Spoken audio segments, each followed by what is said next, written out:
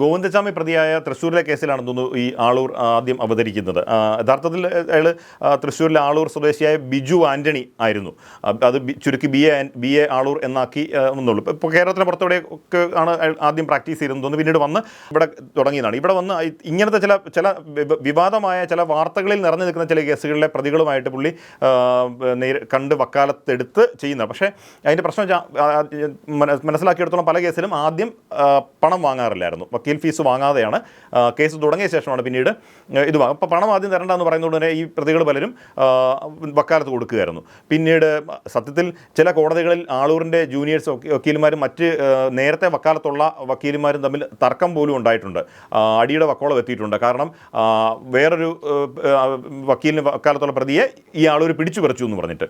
അപ്പോൾ അങ്ങനെയൊക്കെ കേസുകൾ പിടിച്ചിരുന്ന ഒരാളാണ്. അതല്ലാതെ ആളുകൾ കരുതുന്ന ബി രാമൻപിള്ളയെ പോലെയോ ഒക്കെ അല്ല അതിനേക്കാൾ മുകളിൽ ഏതോ വലിയ വിലവെടുപ്പുണ്ടെന്ന് ആൾക്കാർ കരുതുന്നുണ്ട്. അപ്പോൾ അതുകൊണ്ട് ആളൂരിന് വേണ്ടി ഒന്ന് ചിലവാക്കിയ കാശിനെക്കുറിച്ച് നമ്മൾ ആലോചിച്ചുകൊണ്ട് പൾസർ പിന്നിൽ ആരോ ഉണ്ട് എന്ന അനുമാനത്തിലെത്തേണ്ട കാര്യമില്ല. ഇപ്പോൾ പൾസർ പിന്നിൽ ആര് തന്നെ ആയാലും ഈ വക്കീൽമാർക്കൊക്കെ ഇത്രേ ചിലവാകുകയുള്ളൂ എന്നുള്ളതാണ്. കഴിഞ്ഞ ദിവസം മറ്റാരോ ഞാൻ ചാനൽ ചർച്ച പങ്കെടുക്കുമ്പോൾ ഇതേ ചോദ്യം ചോദിച്ചു. അപ്പോഴും ഞാൻ ചോദിച്ചു ഇത്ര കാശ് മുടക്കണമെങ്കിൽ പൾസർ സുനിക്ക് പിന്നിൽ ആരെങ്കിലും ഇല്ല. അപ്പോൾ ഞാനപ്പോൾ ചോദിച്ചു എത്ര കാശ് മുടക്കിയെന്നാണ് ധാരണ എന്ന് ഞാൻ ചോദിച്ചു. അപ്പോൾ അതിനെക്കുറിച്ച് ആർക്കും ധാരണയില്ല.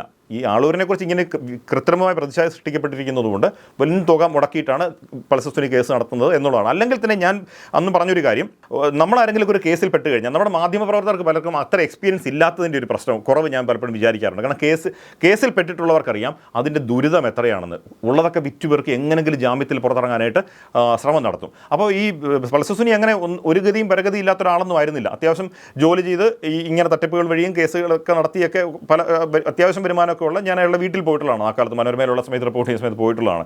വീടും സ്ഥലമൊക്കെ ഉണ്ടായിരുന്നു. അതൊക്കെ ഉപയോഗിച്ചിട്ടായിരിക്കാം കേസ് നടത്തി. എന്ത് തന്നെയായാലും ആളൂരിൻ്റെ കാര്യത്തിലുള്ള സംശയത്തിന് ഇത്രയാണ് മറുപടി.